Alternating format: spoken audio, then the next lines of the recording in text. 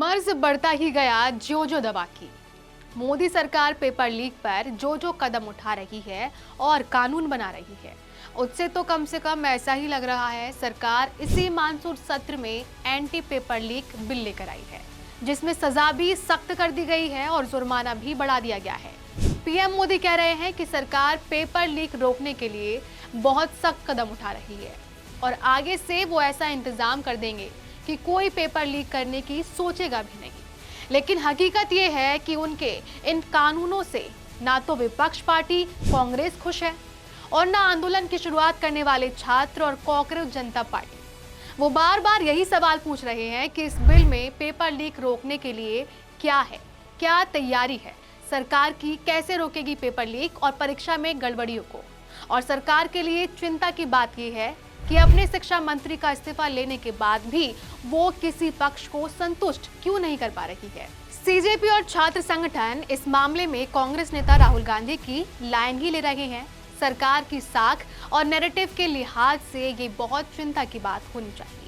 नमस्कार, मेरा नाम है आरती और आप देख रहे हैं अनकोट मीडिया। संसद के दोनों सदनों में एंटी पेपर लीक बिल पर जबरदस्त हंगामा देखने को मिला, जहां एक तरफ लोकसभा में कांग्रेस नेता राहुल गांधी ने इस बिल को सरकार का दिखावटी और नाकामी कदम करार देते हुए कहा कि जब देश की शिक्षा व्यवस्था को बड़े ऑपरेशन यानी सर्जरी की जरूरत है, तब सरकार उस पर सिर्फ मामूली बैंडेड यानी पट्टी लगाने का काम कर रही है। वहीं दूसरी तरफ राज्यसभा में नेता प्रतिपक्ष मल्लिकार्जुन खड़गे ने इस पूरे संशोधन को अधूरा बताते हुए इसे महज आंकड़ों का खेल करार दिया और कहा कि केवल जुर्माने की रकम बढ़ा देने, सजा को कड़ा कर देने, स्पेशल टास्क फोर्स गठित कर देने या फास्ट ट्रैक कोर्ट बना देने भर से जमीनी हकीकत में कोई खास फर्क पड़ने वाला नहीं है, बल्कि असली फर्क तब पड़ेगा जब सरकार ये सुनिश्चित करे कि परीक्षाएं कैसे आयोजित की जाती हैं और बिना किसी लीक के उनकी तैयारी किस तरह पूरी की जाती है। और यही वो बुनियादी सवाल है जिस पर ये नया बिल पूरी तरह खामोश है और इसलिए अधूरा साबित होता है। खड़गे ने इसके आगे सरकार से एक तीखा सवाल भी पूछा कि जो कदम आज यानी कानून बनने के करीब 2 साल बाद उठाए जा रहे हैं, वो 2024 में ही उस वक्त के बनाए गए कानून के साथ क्यों नहीं उठाए गए। और अब जब छात्रों का भारी विरोध प्रदर्शन और सामाजिक दबाव अपने चरम पर पहुंच गया है, तब जाकर सरकार आनन फानन में ये संशोधन विधेयक लेकर आई है। बुधवार को ही लोकसभा ने लोक परीक्षा यानी अनुचित साधन निवारण संशोधन विधेयक 2026 को मंजूरी दे दी थी, जिसमें पेपर लीक के आरोपियों के खिलाफ पहले से कई ज्यादा सख्त सजा का प्रावधान किया गया है। इस विधेयक की जमकर तारीफ सत्ता पक्ष ने की। खुद प्रधानमंत्री मोदी ने भी इस मसले पर एक टास्क फोर्स गठित करने की घोषणा की, जिसे सरकार और एनडीए मास्टर स्ट्रोक बता रहे हैं। लेकिन इसी बीच जहां संसद के भीतर विपक्ष सरकार को सवालों में घेर रहा था, वहीं संसद से बाहर कॉकरोच जनता पार्टी यानी सीजेपी भी इस पूरे मसले पर जमकर बिफर पड़ी। पार्टी के प्रवक्ता आशुतोष रांका ने इस बारे में नाराजगी जाहिर करते हुए कहा कि सरकार सिर्फ पेपर लीक के बाद क्या होगा इस पर बात कर रही है, लेकिन पेपर लीक हो ही ना, इसे रोकने के लिए क्या ठोस कदम उठाए जाएंगे,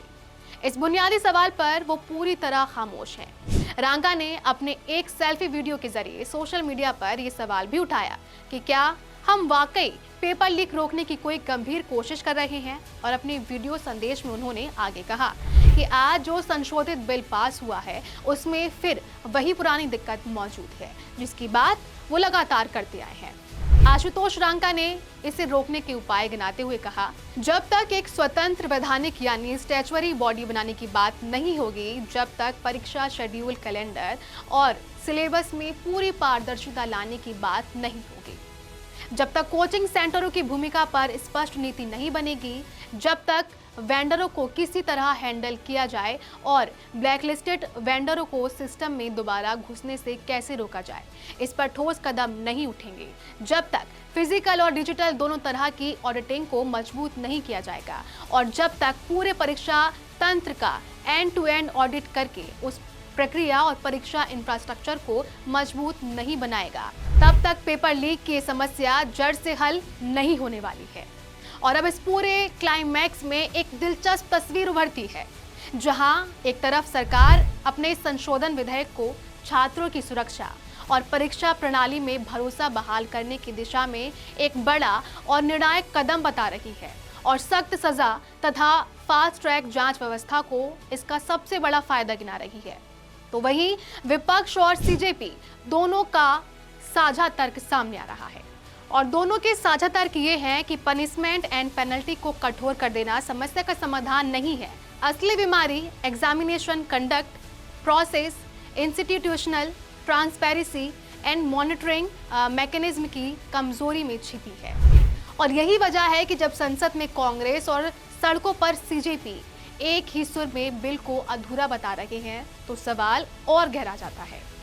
कि क्या बिना किसी पेपर लीक के परीक्षाएं कराना सच में संभव है। इसके अलावा एक और अहम सवाल ये भी उठ रहा है कि अगर आज जो कदम उठाए जा रहे हैं वो वाकई ज़रूरी और कारगर हैं। 2024 में जब मूल कानून पास किया गया था उसी वक्त ये कदम क्यों नहीं उठाए गए। इस सवाल का सीधा जवाब अभी तक तो सत्ता पक्ष की ओर से नहीं आया है। विपक्ष के लिए भले ही राजनीतिक श्रेय की लड़ाई और चुनावी गणित की लड़ाई के तौर पर देखा जा रहा हो, लेकिन सवाल तो वास्तव में गंभीर है। इधर सीजेपी की नाराजगी की बड़ी वजह ये भी बताई जा रही है कि सरकार ने पहले एफआईआर वापसी का जो वादा छात्रों से किया था उसे भी अब तक पूरी तरह अमल में नहीं लाया गया है, जिससे छात्रों के बीच पहले से मौजूद असंतोष और गहरा हो गया है। ऐसे में अब आने वाले दिनों में ये देखना बेहद दिलचस्प होगा कि जहां एक तरफ संसद के भीतर कांग्रेस समेत विपक्षी दल सरकार को लगातार सवालों में घेरते रहेंगे, वहीं संसद के बाहर सीजेपी जैसी पार्टियां अगर सड़क पर अपने उसी तेवर के साथ आंदोलन तेज करते रहेंगे तो सरकार के लिए इस मुद्दे को महज विधायी जीत के तौर पर पेश करना आसान नहीं होगा। और क्या आने वाले समय में ये दबाव सरकार को एग्जामिनेशन सिस्टम में और गहरे